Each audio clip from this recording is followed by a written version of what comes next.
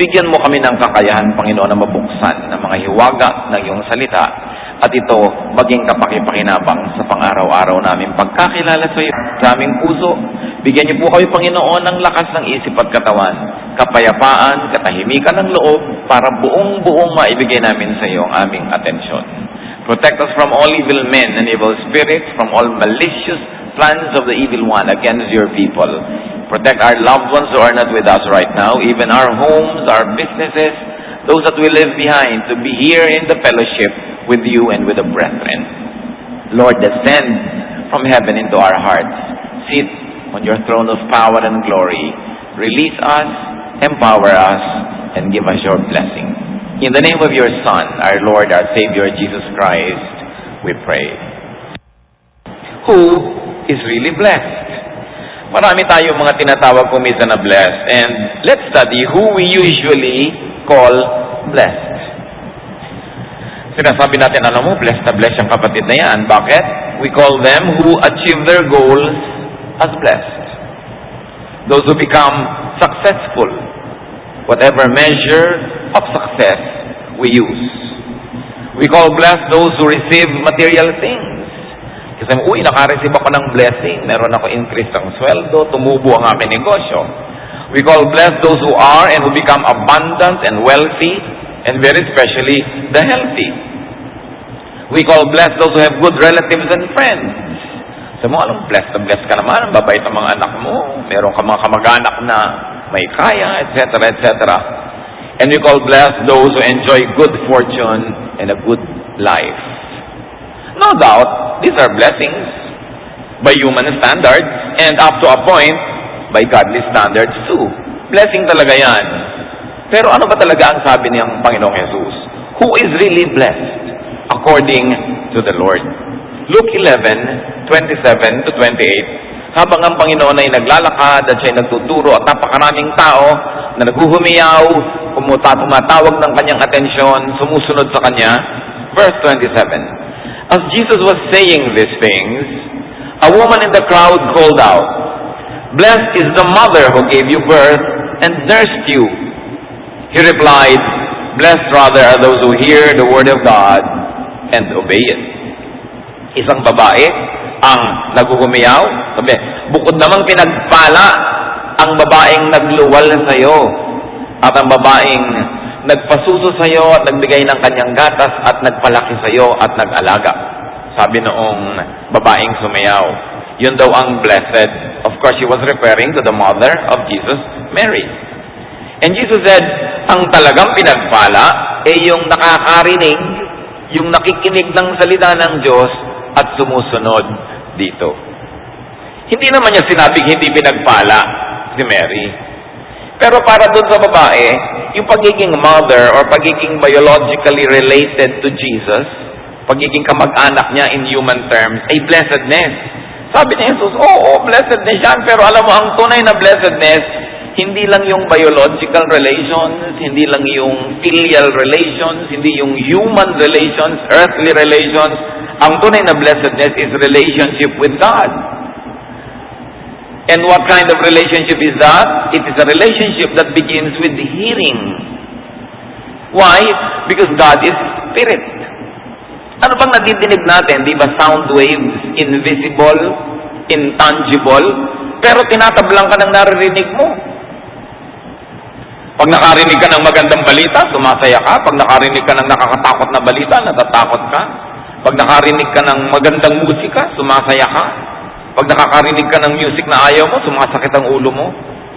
Nababago ang tao, naapektuhan ang tao ng kanyang naririnig. Kaya sabi niya, hindi naman nakakapagbago kung ikaw ay nanay ko, o kapatid ko, o tatay ko, o kamag-anak ko sa laman. Ang tunay na nakapagbabago, yung nakakarinig ng salita ng Diyos. So the woman called Mary blessed because she gave birth to and nursed Jesus. But Jesus declared that the really blessed people are those who hear, those who obey, and those who hear and obey God's word. Bakit ko pinagtatlo? Meron naman talaga nakikinig lang pero hindi pa nag-obey. Pero yung palang blessing na. Yung nandiyan ka nakikinig, nabe-bless ka na nun. Eh yung sumunod pa, lalo namang na-blessed. Ngayon yung patuloy na nakikinig pa at lalong sumusunod, yun ang talagang blessed. Huwag niyong sabihin, mabuti pa yung kumare ko, yung anak niya gumraduate na sa nursing, blessed siya. Ako, 3 take na yung anak ko, hindi pa gumagraduate. Pero kapatid, kung nakikinig kayo sa salita ng Diyos, blessed kayo. Lalong-lalo kung nakikinig kayo, sumusunod sa salita ng Diyos. Huwag natin laging tinatawag lang yung blessed sa worldly standard. Kung ganon, napakadaling ma-bless. Napakasarap mabuhay kasi ang blessing laging available, handa ka lang makinig. Kahit kabingi. Kasi yun namang hearing, hindi literal. Yung nauunawa ng isip mo, nagagagap ng isip mo, yung mga bagay na espiritual. Nakikita ng mata mo, bagamat hindi mo nadinig ng tenga, ibig sabihin din nun, nadinig mo. O kaya, lalo naman kung bulag ka, hindi mo nakita ng mata, pero nadinig ng tenga mo, narinig mo yun, nakita mo pa rin yun. It's a figure of speech. Meaning that your brain, your mind, your heart is open to God's ideas. To know God and to know God's will. Those who hear God's word are blessed. Blessedness is spiritual connection and relation to God. Kaya hindi pwedeng hindi ka umattend ng worship na hindi ka ma-bless basta dineclare yung God's word. Blessed ka na agad. Just hearing God's word by itself is already a blessing. Why? Because hearing brings in ideas, and ideas change the mind and the heart. Ideas align us with the Spirit of God. It's a blessing to hear God's word because faith saves, and faith comes from hearing.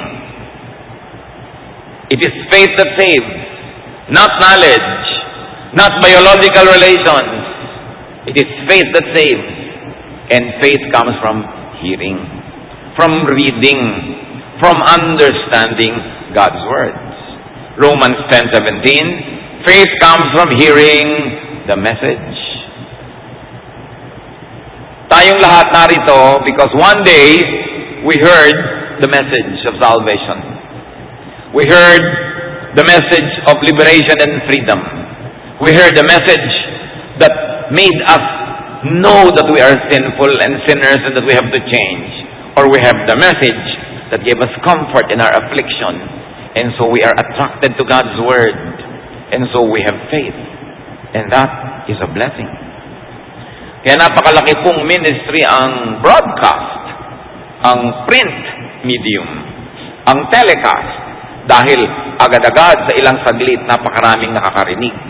Kasing halaga din naman nun, yung person-to-person Bible study, yung nagtuturuan, nagsishare ka, nagpapatotoo, directly or indirectly, nagko-quote ka man directly ng verses o hindi. Kung yung ideya nun, sinasabi mo pa rin, ipinapamuhay mo, your audience hears the Word of God. So lahat tayo, preachers. The act of hearing God's Word opens up a person to blessedness. So gusto nyo maging blessing sa mga tao? Speak about God's Word. But you don't always have to say Romans 10:13. Pag yung diwa nun, yung laman nun, yung gata nung salita na yun, sinyer nyo na kahit hindi nyo kinukot yung exact words, yun pa rin yun. Not the letter, but the spirit of God's words. Acts 14:9-10, may isang taong gumaling sa kanyang sakit. He listened to Paul as he was speaking. Paul looked directly at him, saw that he had faith to be healed, and called out, "Stand up on your feet." And at that the man jumped up and began to walk. You see, faith to be healed. Merong faith na masyadong konti, hindi pa siya gagaling, konti lang yung faith, pero merong enough faith to get you healed. At naramdaman niyo ni Pablo, napakatindi ng pananalig nito dahil sa kanyang narinig. Sabi, bumangon ka, tumayo-tayo ka dyan. So yung tao, hindi nakapaglakad. May karamdaman ang kanyang mga paa. Pero yung nadinig niya, nagbigay sa kanya ng pananalig na sapat na upang siya'y pagalingin ng Diyos. Yung makinig, napakahalaga niyan. Ano ba pinapakinggan nyo sa kotse? Anong pinapakinggan sa bahay? Anong pinapakinggan? Yung meron kang gustong marinig sa mga iPad, anong gusto mong marinig? Kailangan yung nakakapagbigay ng pananalig, nakakapagtuwid ng liko, nakakapagpaliwanag sa madilim, nakakapagpalakas sa mahina, nakakapagpalaya sa mga bilanggo, at nakakakontrol sa mga sobrang nagwawala. Yan ang dapat na napagdidinig natin, sapagkat yan ay blessing. Now, who is blessed? Not only those who hear, but those who obey God's word. Okay, blessing madinig. Dagdagan mo, sundin mo ang iyong narinig. Sasabihin nyo, bakit blessing kung marinig at hindi sinunod? Baka naman hindi pala sinunod ngayon. Pero nakatime na yung salita niyang Diyos sa kanya, maiintindihan din niya yan bukas sa makalawa, next month, nakatanim eh. Kaya tayo, tuwing nagtatanim ng salita ng Diyos, successful. Huwag niyo sasabihin, ay hindi successful yung aming evangelism eh, 3 lang ang tumanggap kay Lord. Ay hindi successful ang pagsishare ko sa mga kamag-anak ko, lagi na lang akong nililibak-libak at pinagtatawanan. Basta sinyer mo ang salita ng Diyos, you're successful. Because the Word of God will not return empty. It will always accomplish the purpose for which it is sent. So tanim ka lang ng tanim. Alam nyo, ngayon ang mga tao halos gustong-gusto na mag-Bible study. Halos sila pa yung magmakaawa na mag-Bible study. Mag-Bible study ka, gustong-gusto. 30 years ago, hindi ganon. Pahirapan. Ang hirap-hirap mag-invite, ang hirap-hirap mag-open ng Bible study. Pero kasi marami nang natanim ng mga una, mga panalangin ng mga nauna sa ating mananampalataya na akala natin walang nangyayari kasi ang konti-konti nila, ang tagal-tagal. O kaya yung mga nadinig ng mga broadcast, nadinig ng mga salita ng Diyos, tumatalab yan. Yung iba lang parang gamot, time release. Hindi agad-agad, yung iba noon, mabilis. Pero walang nabibigo na pagsasalita ng salita ng Diyos.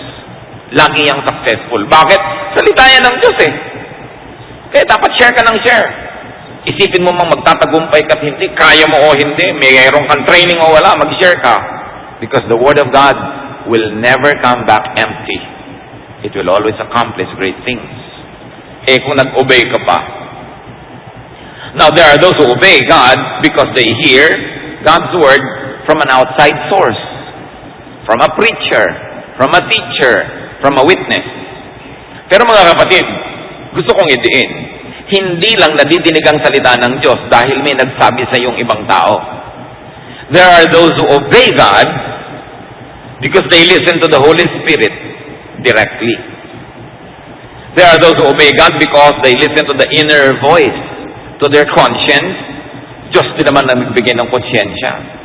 There are those who obey God because they listen to their natural and indigenous spirituality, which is innate to every human being.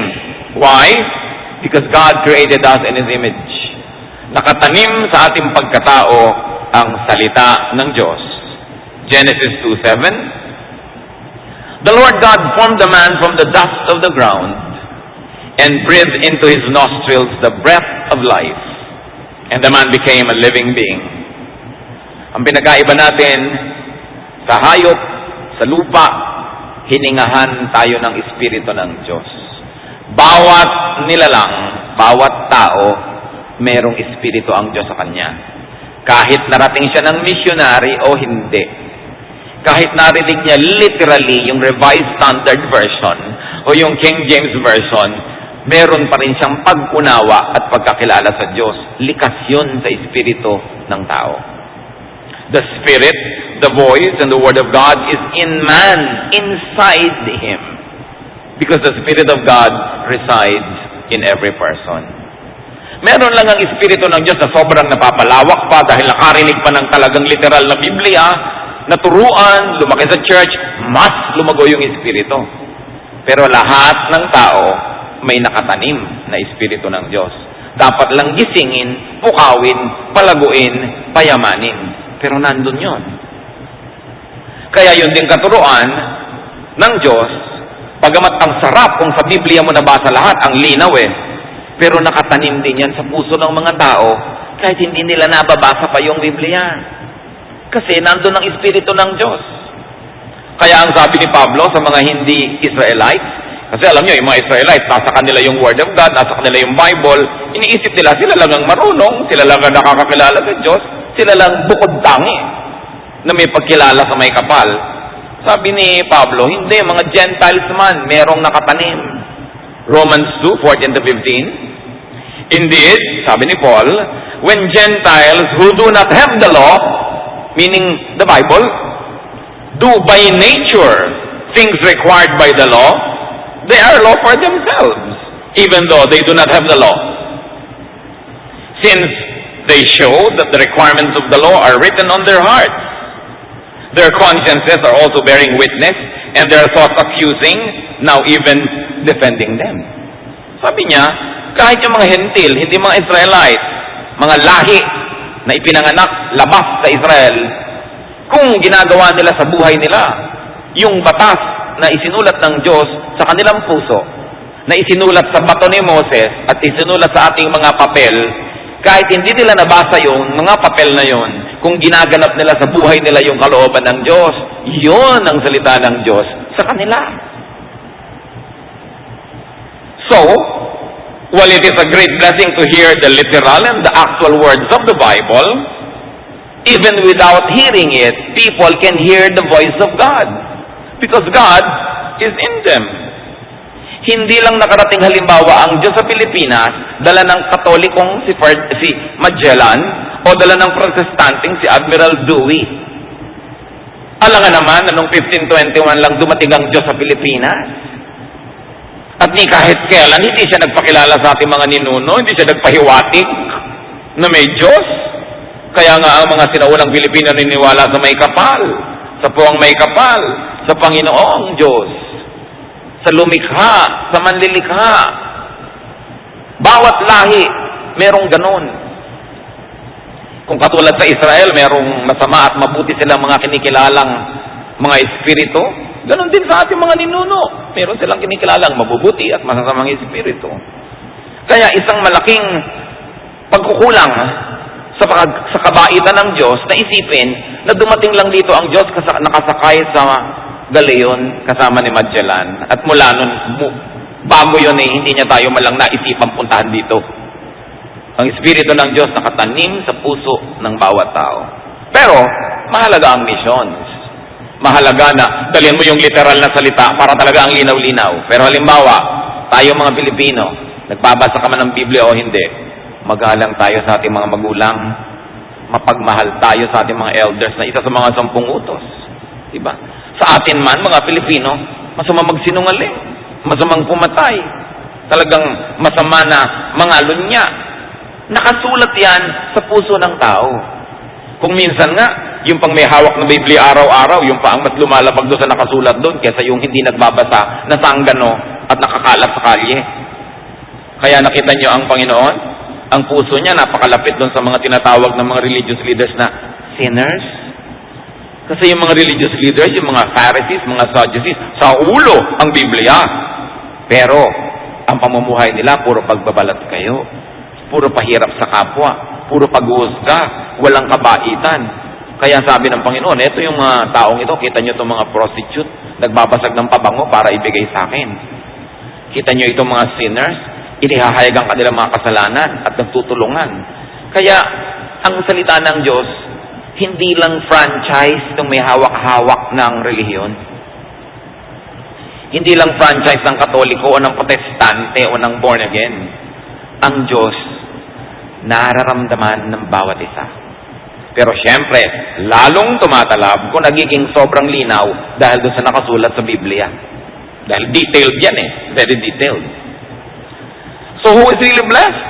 Those who hear and obey God's word are truly really blessed. So kung ikaw man ay Gentile na sumusunod sa spirit of God's teaching, hindi mo alam yung law and literal, lalo kang na-bless kung nahir mo na literally pa, tapos inobey mo pa spiritually. Romans 2:13, for it is not those who hear the law who are righteous in God's sight, but it is those who obey the law who will be declared righteous. So maaaring may mga tao, sinasabi mo, ay hindi siya saved kasi hindi siya born again Di ba? Ganyan ang pananalig, ganyan ang tinuturo. Ano naman ang malay mo kung born again siya, hindi lang niya alam, wala lang kasi yung tatak na born again. Di ba, pag nananalig ka sa Panginoong Jesus, tumatawag ka sa Kanya bilang tagapagligtas, ikaw'y maliligtas. Malaman mo mga hindi na born again ka, save ka. Kasi yung born again, brand lang yun eh. Tatak. Pero pwede mo alisin yung tatak, nandun pa rin yung produkto. Kahit palitan mo yung pangalan nun, palitan mo yung karatula. Ngayon, yung mga tao na Bible lang Bible, tapos born again ang born again, pero hindi naman totoo sa puso nila. Yun ang delikado. Kasi kung may tatak ka no, I attend a born again, Bible-based, Christ-centered, evangelical, full gospel church. Yun ang dami mong brand. Pero sumusunod ka ba? Yun ang napaka-importante. Sometimes those who obey the natural law in them are the more righteous ones than those who have the literal written word in their hands. Ngayon, wala namang masama sa written word. Maganda nga. Lalo maganda. Pero huwag nating mamaliitin o liliitin yung pananalig ng bawat nilalang. Kaya lagi tayo, huy, yung auntie ko, unbeliever. Bakit mo sinasabi yun? Kung tumatawag din siya sa Diyos, kaya lang, minsan marami pa rin siyang iba tinatawagan. Siguro, gusto niyang makasiguro. Pero tumatawag siya sa Diyos. Nananalig siya sa Diyos, tapos darating yung taklesang member, sasabihin sa pastor, yung auntie ko po, ito, unbeliever po. Yung natinig na nung taong tinawag siyang unbeliever.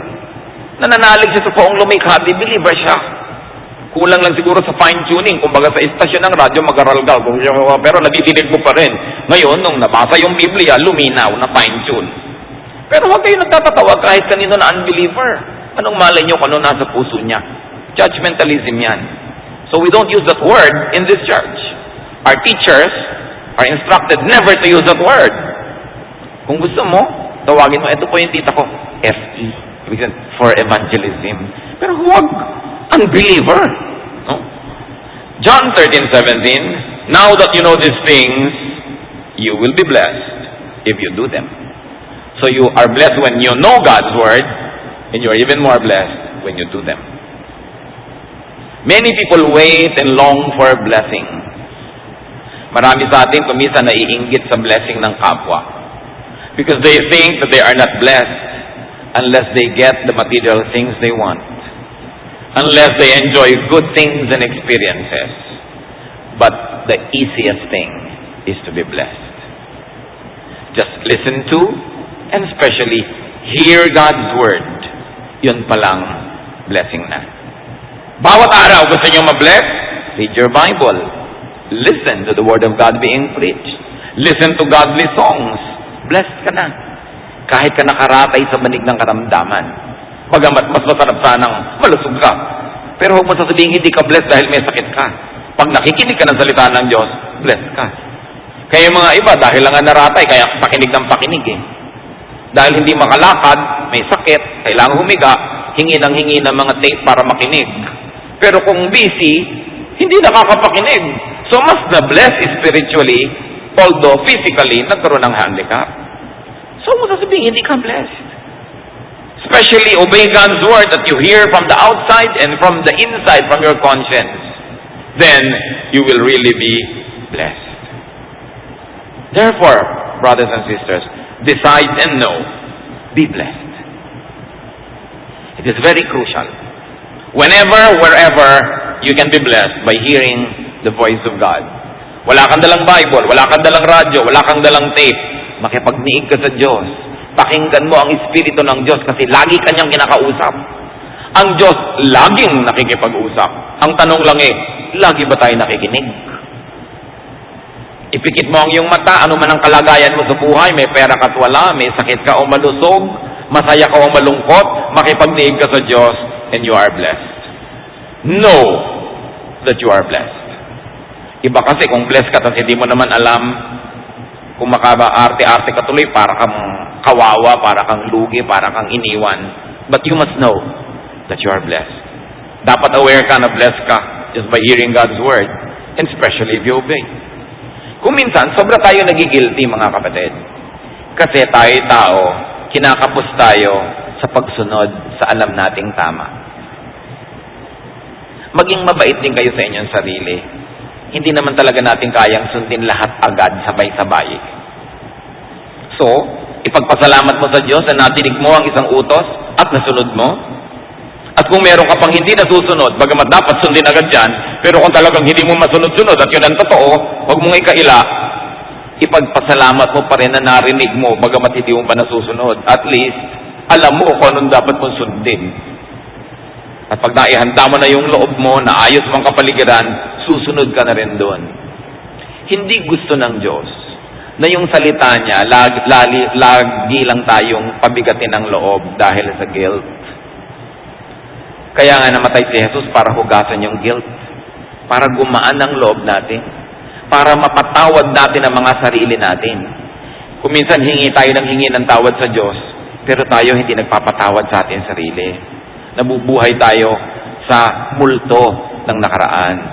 Nabubuhay tayong laging inaalala ating mga pagkakamali, pagkukulang, at tuloy nawawala ang luwag ng loob, ang ginhawa, nawawala ang saya. Ipagdiwang na nadinig ang salita ng Diyos na sinunod na. Yung hindi pa sinusunod, ipagluksa na hindi mo pa sinusunod, pero ipagdiwang nila, at least narinig mo na, kaysa hindi mo narinig. At pagsikapan sa tulong ng Diyos, tayo na yung masunod na lagi. God remembers that we are dust. Nakasulat yan. He remembers that we are dust. Mataas man ang kanyang hinahanap sa atin, pag tayo kinakapos, naaalala ng Diyos, lupa nga palang kalahati nito, kalahati yung espiritu ko, kaya nauunawa tayo. Mga kapatid, hindi konsintihin ang sarili, pero unawain din na hindi naman tayo perfect. Na hindi ko manadinig mo na, kayang-kaya mo nang sundin. Kaya yung mga iba, sasabihin sa'yo, Bible ka ng Bible, tapos may hindi ka pa sinusunod. Siyempre, God is not yet finished working in us. So, let's also be generous to others. Pag mo rin sabihin, bakit yung Bible study teacher namin, nakikita ko kaminsan sa mga naninigarilyo? Hindi pa niya siguro natatanggal. Tatanggalin din niya yun dahil alam niyang masama sa katawan yun eh. Nakatanim na yung salita ng Diyos. Bigyan mo lang siya ng time. Huwag ka masyadong magmadali. Kasi ikaw din naman, hindi ka ganun minamadali ng Diyos eh. Pinagpapasensyahan pa rin yung mga kulang mo. So, huwag kang naghahanap ng perfection kung walang nagba-Bible study yung tao. Sasabihin pa ng iba, Bible ka pa ng Bible, tigilan mo na yan. Ang sama-sama din naman na ugali mo. Aba, yung masamang ugali na nagba-Bible study, may pag-asa kaysa yung masamang ugali hindi nagba-Bible study. Bagamat huwag naman yung laging excuse niya na, God is not yet finished working on me. Dapat naman, work in progress. Ikaw man at dumadaan doon sa kalsada, 5 buwan na yung hukay, hindi pa tapos, di ba? Naiinis ka na rin. Ang tagal-tagal ito, hindi na matapos-tapos. Pero natutuwa ka, wow, ang bilis lumago nito. Pupunta ka sa Fort Bonifacio, wow, parang kabuti nagtutubuan ng building, ang bilis matapos. Ganon din dapat ang nakikita sa atin ng Diyos. Pero pag hindi pa tapos, huwag husgahan. Hindi pa pantay ang paa, hindi pa patay yung tao, may pag-asa pa yan. At kung ikaw man ay may pagkukulang, inabutan ka ng kamatayan, yung dugo ni Jesus ay sapat na ibayad sa lahat ng kulang para ka pa rin makarating sa kalangitan. Yun ang kagandahan ng pananalig. Hindi tayo hinahanapan ng Panginoon na maging perfect ka. Pero sabi niya, be perfect, for I am perfect. Ang ibig sabihin niya, yan ang goal mo. Pero ang totoo lang, I remember that you are dust. So give the same kindness to people. Mabuti na yung may goal ka. Di ba yung karera, hindi naman lahat nakakarating doon sa finish line eh. Pero hindi ka naman sa kabila napunta dahil alam mo nandun yung pupuntahan mo. Meron kang goal. At ang mahalaga, papalapit ka ng papalapit. Ang mahalaga, sumali ka. Hindi ka basta pumwera. Nung sinabi ng babaeng, bukod na pinagpala ang babae na naglihi, nagbuntis, nag-anak sa'yo, sabi ni Jesus, pinagpala lalo yung nakikinig sa salita ng Diyos. Hindi niya minaliit si Virgin Mary, okay? Hindi. Kaya lang, itinuwid niya yung paniniwala ng babae na maging kamag-anak ka lang ni Jesus, okay ka na. Hindi yun. Sabi, ang mahalaga na pagiging kamag-anak ng Diyos, yung nananalig. Nangyari pa yan, naulit sa Matthew 12:46 to 50. While Jesus was still talking to the crowd, his mother and brothers stood outside, wanting to speak to him. Someone told him, your mother and brothers are standing outside, wanting to speak to you. In other words, busy-busy ang Panginoon, nasa loob, punong-puno ng tao, hindi makapasok yung nanay at mga kapatid. Sabi mo, nandito nanay niya at mga kapatid. Either para papasukin sila, hawiin yung tao, o ilabas si Jesus. Verse 48, He replied to him, "Who is my mother? And who are my brothers?" Pointing to his disciples, he said, "Here are my mother and my brothers. For whoever does the will of my Father in heaven," kita nyo, in-emphasize niya, who is my mother here? "Whoever does the will of my Father in heaven is my brother and sister and mother." Mga kapatid, kung nananalig kayo sa salita ng Diyos, sumusunod kayo sa ating Ama sa Langit, kayo ay nanay, tatay, kapatid ni Jesus. Yun ang napakasarap doon. Hindi niya minaliit yung role ni Virgin Mary. Pero ang sinabi niya, kayo man pwede kong maging kamag-anak. Ganong kalapit at higit pa. Basta pakinggan niyo ang salita ng Diyos sa langit at sumunod kayo. Kayo man higit pa sa maging mother o brother o sister. Kasi kayo tunay na mga kamag-anak ko, kayo na mga anak ng Diyos. Napakahalagang isipin yon. Akala naman ng iba minaliit si Virgin Mary. No, we must always call her blessed. She's blessed. We must always respect her. But remember that worship belongs only to God. That's why Jesus corrected the statement of the woman.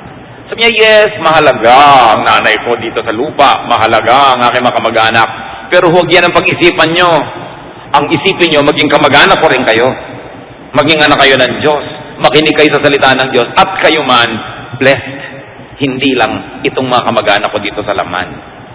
So, if you hear the word of God, if you believe in Jesus, if you obey God's word, thank God because you are blessed. No. What should the people of God do when they are blessed because of the word of God? They should declare, share, and teach God's word. Lagi nagtuturo bagamat hindi know-it-all. The people of God should be knowledgeable but not know-it-all. At marunong din tayo mag-timing kung kailan magsasalita. Isaiah 42:52 verse 7.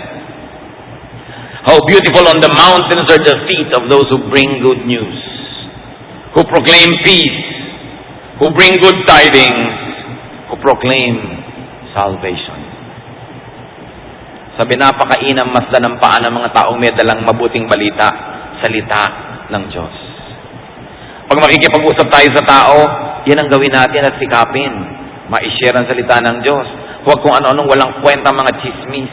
Huwag mga bagay na nakakatakot, nakakaligalig, nakakagulo. Kundi mga bagay na nakakapagpalakas ng loob, nakakapagpatibay ng pananalig, mga bagay na nagbibigay ng pag-asa. Kung minsan makakatanggap kayo ng mga text na mga nakakatakot, yung mga kung ano-ano, hindi nyo na na-verify, ipapass nyo dahil nakalagay, please pass. Nagkakalat ka ng takot, nagkakalat ka kuminsan ng galit, nagkakalat ka ng pagkasira ng loob. Lalo ngayon sa technology, napakadali magkalat ng balita. Gamitin natin sa pagkakalat ng maganda at mabuting balita. Ngayon, kung kayo naman, naghihingi ng prayer sa mga tao, please pray for this, please pray for me, please pray for me. Matuto naman kayo magtanong dun sa dati nyo hinihinga ng prayer. Ikaw ba may prayer request? Hindi ikaw na lang ang papray ng papray. One-way relationship. May ganun eh. Yung dadating yung text, may prayer request. Pero hindi ka malang matanong, what about you? What can I pray for you? Ang akala na lang nila, utusan nila lahat ng kapatiran para ipagdasal sila. Pero hindi naman sila nagpe-pray din mismo para sa iba. One way yun. Hindi yun ang ganung pag-ibig ang hinahanap ng Diyos. Sabi niya, love one another. Mag-ibigan kayo. Hindi lang ikaw ang iniibig. Ikaw din ay iibig. And always preach God's word. 2 Timothy 4:2, preach the word. Be prepared in season and out of season. Correct, rebuke, and encourage with great patience and careful instruction. Bagamat lahat tayo pwede magturo ng mga patotoo, kwento, pero iba naman siyempre talaga nagtuturo kayo ng Bible study. Yung talagang nag-aaral kayo, nakapaligid kayo, may topic, may lesson. Iba yun kasi nakafocus, handa ka, at napakainam. Kung kayo, mga kapatid, merong gift of teaching, aba, Dapat kayong pakinabangan ng Diyos. Dapat kayong magturo, mag-Bible study. Ang dami-dami nating ino-open ng mga training dito. Kahit pa kayo, napakagaling na PhD pa, umattend kayo nun kasi hindi naman kayo makakapagturo kung hindi kayo dadaan doon dahil malay naman natin baka kung ano ipagtuturo nyo. Kaya kailangan, dadaan ka doon. Sometimes you humble yourself because you think you're better than the teacher nung yung trainer. But teach. Mananagot tayo sa mga talent ng Diyos na binigay sa atin na hindi niya pinapakinabangan. Lalo kayo marong training talaga sa education, kayo yung mga trainers, mga sanay kayo. Lalo dapat kayo maging mga Bible study teachers para yung training nyo pakinabangan ng Panginoon para maraming mag-bless. Kaya naman kasi hindi lang naman magturo ang mahalaga, kailangan marunong pa rin paano magturo. Kumisa naman, the people reject not the word of God, but the teacher. So, kailangan meron ka rin training at mahusay ka. Ngayon, kahit hindi kayo teacher, wala kayong BSE o BSc, hindi kayo trainer, pero ting nagkukwento kayo, kahit saan na lang bumabangka kayo, yung mga kamag-anak nyo, kaibigan nyo, nakikinig, ibig sabihin, teacher kayo. Because you can command attention, then submit yourself to the church and be in the Lord's army of teachers. Ang daming dapat turuan, ang daming taong pinanghihinaan ng loob, walang pag-asa, hindi nakakatiyak, ligtas bang kaluluwa nila o hindi. Kaya dapat yung galing natin, pakinabangan niya ng Diyos. Acts 8:4. Those who had been scattered, preach the word. Sila ay pinersecute Pinalaya sa kanilang mga sarili, mga bahay, mga villages, nakalat sila kung saan-saan. Kaya ang Kristyanidad kumalat. Kasi saan man nakarating, ang anak ng Diyos nagtuturo. Ganyan dumadami ang day by day churches, mga kapatid. Ang ating mga kapatiran, mapunta man sa ibang bansa, nagtuturo agad, nagba-Bible study, lumalago, nagiging church. Hindi ka kailangan ipadala na missionary doon, gastahan, etc., etc. Tayo mismo, kahit saan tayo magpunta, sa trabaho, sa workplace, magturo ka, mag-Bible study ka, missionary ka. Sa bahay mo, mayroong nagwo-worship, 8-10 people. For the churches of the first generation Christians, house churches, yung ating sambahay, pagsamba sa bahay.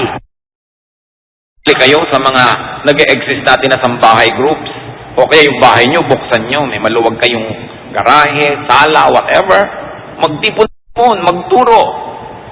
Habang ang panahon ay pasama ng pasama, dapat namang lalo magliwanag ang Espiritu ng Diyos sa atin.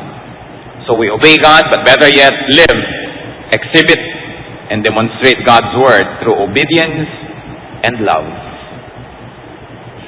The best preaching is love. When we love, we preach, because God is love. John 14:21, whoever has my commands and obeys them, he is the one who loves me. He who loves me will be loved by my Father, and I too will love him, and listen, show myself to him. Mahiwaga ang salita. Sabi ni Jesus, sino man ang sumusunod sa ipinag-uutos ko, yun ang talaga nagmamahal sa akin. At pag nagmamahal sa akin, minamahal siya ng Ama sa langit. At pag sumusunod at nagmamahal sa akin, lalo akong magpapakilala sa Kanya. Kung minsan sasabihin natin, kilala mo na ba si Lord? Ay, nakakilala ako noong 1984, ganyan, nakakilala. Pero yung pagkakilala nyo ba sa Panginoon, noon at ngayon, na hindi na umasenso, hindi na lumalim, hindi na lumawak at tumaas, kasi ang pangako ng Panginoon sa tunay na nakikinig sa Kanyang salita at sumusunod, lalo pa siyang magpapakilala ng magpapakilala ng magpapakilala. Hindi mo kayang ubusin ang pwede mong makilala tungkol kay Jesus. Kaya kung yung alam mo lang noon, 10 years ago, hindi man lang nadadagdagan, aba, hindi nagpapakilala sa'yo. Parang yung, minsan ang tagal-tagal mo ng kakilala, pero hindi mo pa alam kung saan siya nakatira. Ang tagal-tagal mo ng office mate, hindi mo alam ang birthday, hindi mo alam, hiwalay ba sa asawa ito, o ito ba'y may asawa. Ang tagal-tagal mo ng kilala, kasi hindi naman talaga nagpapakilala ng lubos. So, ganun din si Jesus. Hindi lahat ng pagkakakilala sa Kanya ay pantay-pantay. Higit pa siyang nagpapakilala kung knowledge is cyclical. pataas ng pataas, ikot ng ikot, at hindi mo kayang ubusin. Pero ano pa man ang mangyari, mga kapatid, there is one thing we must remember. You hear God's word, you obey God's word, no matter what your situation in life, you are blessed. Ngayon, pasalamat. Kung may dagdag pa, may material blessing, may health, may wealth, salamat. Pero icing lang yon, hindi yun ang cake. Ang tunay, nakikinig tayo. Ama namin sa langit, salamat na lang po ang blessing, madaling abutin. Basta handa kaming makinig. At nadadagdagan kung kami naman ay sumusunod. Turuan mo kami, Panginoon, na lalong magbigay ng panahon sa pakikinig sa inyo. Lalong-lalo sa mga panahon na inaagaw ang pansin namin, ang mga bagay na makalupa. Maalala namin na sandali lang kami dito. Na ang panghabang panahon ay sa piling nyo. Kaya handaan namin bigyan ng halaga kung ano ang mahalaga sa inyo. Turuan mo kay Panginoon na sa kabila ng mga kabiguan, sa kabila ng mga hirap, huwag kaming matukso, padaya, palinlang sa kaaway, para malimutan na blessed kami. At dahil dyan, give us, Lord, the garments of praise. Matuto kaming anuman ang kalagayan, magpasalamat, pumuri sa inyo, dahil blessed kami. Turuan mo kaming tingnan ng mundo sa iyong pananaw. Your thoughts are not our thoughts, but we ask you, Lord,